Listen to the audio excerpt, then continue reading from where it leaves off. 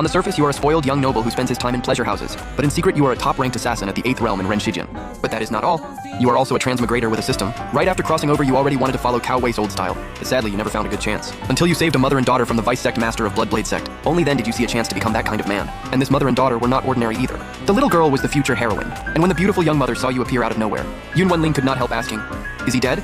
Only a few breaths had passed since the vice sect master from Bloodblade sect chased her. An 8th realm peak minor grandmaster, the famous vice sect master of Mad Blade sect, had actually died just like that. You nodded, and the look in your eyes as you watched Yun Wanling grew heated. At this moment, Yun Wanling was using her frail body to shield against the storm, and in her arms was a little girl who looked 7 or 8 parts like her. This should be the future heroine.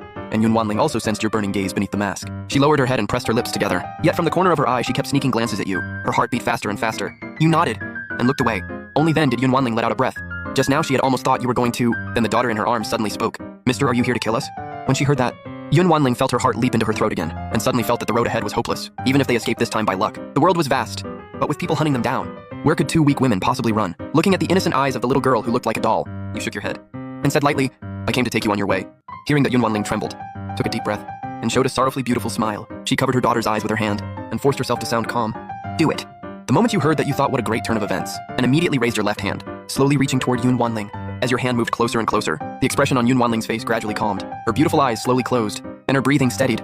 She did not beg for mercy. Instead, she chose to face death calmly in the wind and rain. Just then, her daughter's innocent voice rang out again. "Mister, when are we leaving?" She was still so young that she could not understand. If Uncle was here to protect them and take them away, why was Mother covering her eyes? After waiting quietly for a while, and feeling Uncle gently stroking her face, the little girl finally could not help asking. Yun Wanling took a deep breath, and moved her hand away from her daughter's eyes. Then for the first time she looked up at you, her eyes full of pleading. She felt she had been too selfish, thinking only of dying together with her daughter, without asking if her daughter wanted that. So as she looked at you, Yun Wanling wanted to say, "Take them away." As long as her daughter could live, she was willing to pay any price, but that was only in her thoughts. She still could not bring herself to say such shameful words. At that moment she thought of her dead husband. Not long after that, you arrived at one of your estates in Qingzhou City. The mother and daughter had just been soaked by rain, and were taking a bath now.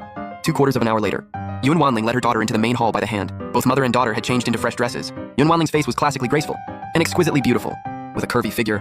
The little girl wore a light yellow dress with long sleeves, and looked like a little doll. Her big eyes were sparkling, and the corners of her lips were slightly raised, after calling sweetly for Uncle. She wanted to run over to your side, but Yun Wanling pulled her back. You smiled and nodded. "Actually, I would rather hear you call me father, thanks." And sensing your heated gaze, Yun Wanling swallowed nervously. After hesitating for a long time, she still decided to thank you.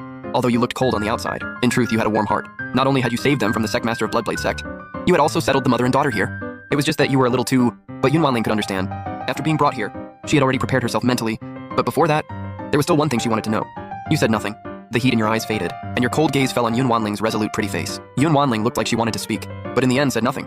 Instead, she moved her left hand from behind her to the front, pressed her red lips together and handed something to you. Looking at what she was passing over with her left hand, a trace of sorrow flashed through Yun Wanling.